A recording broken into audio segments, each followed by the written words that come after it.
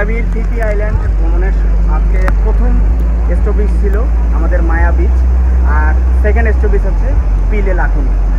পিলে লাকুনি একটা চমৎকার একটা জায়গা, একেবারে মানে পর্যটক দিয়ে ভরা, আর অনেকগুলো বোট তো এখানে বেশিক্ষণ সময় থাকে না।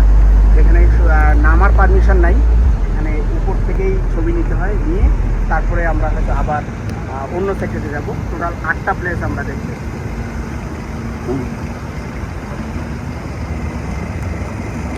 অসাধারণ সুন্দর একটা জায়গা, আসলে বলার মতো না। যে ছবিতে সারা জীবন যেরকম দেখছি, যে ছবিতে যেরকম দেখা যেত ঠিক ছবির মতোই।